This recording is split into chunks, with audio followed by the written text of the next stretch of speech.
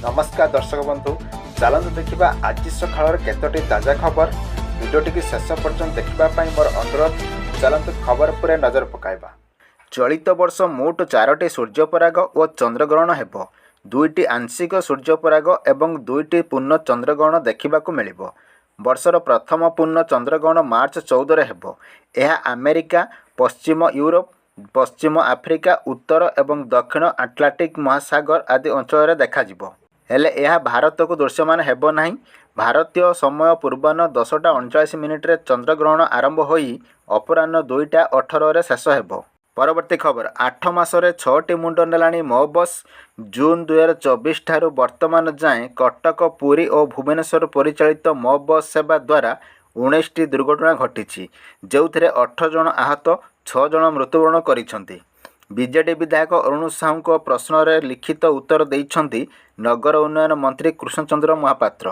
केवल 2टी घटनार मृत्युवरण परिवार को 3,05,000 क्षतिपूरण दि जाइछि। दुर्घटना रोकिबा पई अनेक पदक्षेप निया जाइथिबा नेई मंत्री सूचना देइछंती।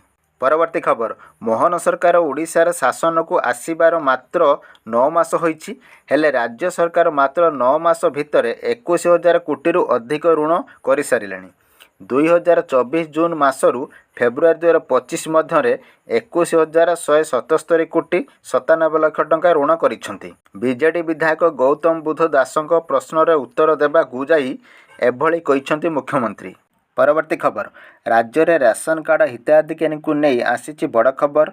गतकाली विधानसभा खाद्य जोगाण और खाउटी कल्याण मंत्री कृष्णचंद्र पात्र कहिसेंति आधार भित्तिक ई-केवाईसी जांच प्रक्रिया पर खाद्य सुरक्षा योजनारू 84,757 हिताधिकारी बाद पड़िछंती। नुआ सरकार आसीबा परे गत 6 मास धरी ई-केवाईसी जांच चलीथिला, जहाकू नहीं गतकाली बीजेडी विधायक अश्विनी पात्रଙ୍କ प्रश्न जोगाण मंत्री कहिसेंति ई-केवाईसी जांच प्रक्रिया पर 84,757 हिताधिकारी को राशन कार्ड बाद दिया जाइछि। बाद पड़िथिबा हिताधिकारी को राशन बंद करा जाइछि। एथि सहित एपर्यंत 22,239 अयोग्य राशन कार्ड चिन्हट होइछि, जो माने निज आड़ू राशन कार्ड काटी देइछंती। कटकरू सर्वाधिक 2,554 हिताधिकारी, नयागढ़ 1,618, बालेश्वररू 1,436 और खोर्धारू 1,345 जन अयोग्य हिताधिकारी निज आड़ू राशन कार्ड काटी देइथिबा मंत्री कहिसेंति। परवर्ती खबर प्रतिवर्ष मार्च 20 पालन करा जाए पखाल दिवस। ओडिया को एही प्रिय खाद्य को आहुरी लोकप्रिय करबा पई राज्य सरकार अति कम रे 22टी देश रे थिबा ओडिया संगठन को निवेदन करिसेंति। विभिन्न देश रे रहउथबा ओडिया संगठन, ओडिया परिवार एवं सांस्कृतिक निर्देशक विजय केतक उपाध्याय चिठी लिखिसेंति। एही चिठी रे उल्लेख करिसेंति जे प्रतिवर्ष मार्च 20 रे राज्यव्यापी पखाल दिवस पालन करा जाए। सेपरि America, Australia, Bahrain, Canada, Germany, Dubai, Belgium, Japan, Malaysia, Ireland, Netherland, New Zealand, Russia, Oman, Singapore, Thailand, United Kingdom, Abu Dhabi, West Africa, South Arab एवं कतरा भली देश रे थिबा ओडिया संगठन रे सभापति एवं सचिव मानकु राज्य सरकार चिठी पठाई पखाल दिवस पालन पई निवेदन करिसेंति। परवर्ती खबर नवीन को पछकू करी बीजेडी रे सर्वे सर्वा साजिथिले भिके पांडियान। निर्वाचन रे नवीन को काठपुतला करी सभा समिति रे आगरे रहुथिले।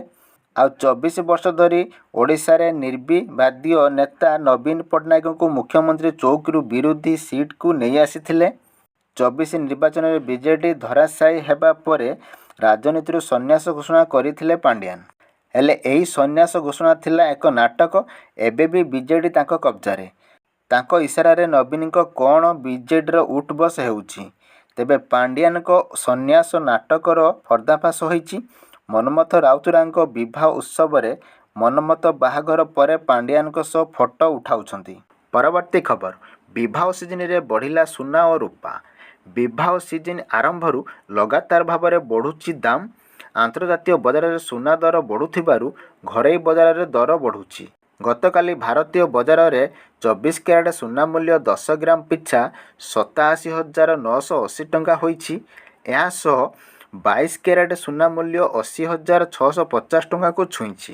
ପରବର୍ତ୍ତୀ ଖବର, ଆର୍ବିଆଇର ବଡ଼ ଘୋଷଣା, ଖୁବ୍ ଶୀଘ୍ର ମାର୍କେଟକୁ ଆସିବ 100 ଓ 200 ଟଙ୍କିଆ ନୂଆ ନୋଟ୍।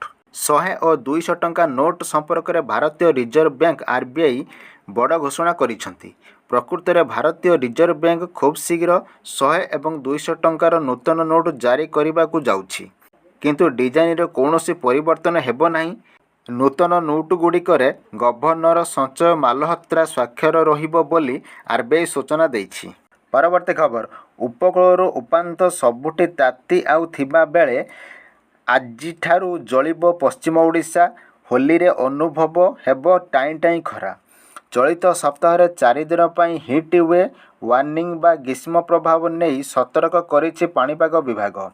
13, 14, 15 ଓ 16 ତାରିଖରେ ଆଭ୍ୟନ୍ତରୀଣ ଓଡ଼ିଶାରେ ଅସମ୍ଭାଳ ତାତି ଅସ୍ୱସ୍ତ କରିବ ବୋଲି କୁହାଯାଉଛି।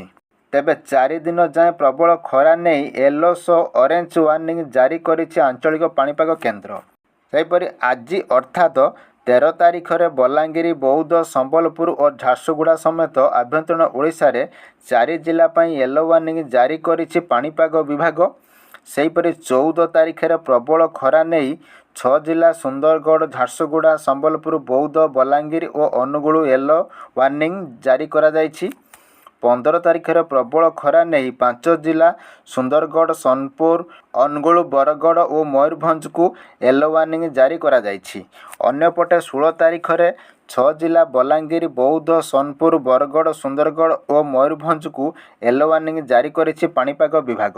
ପରବର୍ତ୍ତୀ ଖବର, ପୁରୀ ଶ୍ଵେତଗଙ୍ଗାରେ ବାପା ଉତ୍ତମ ମହାନ୍ତିଙ୍କ ଅସ୍ଥି ବିସର୍ଜନ କଲେ ପୁଅ ବାବୁସାନ ଓ ବୋଉ ତୃପ୍ତି।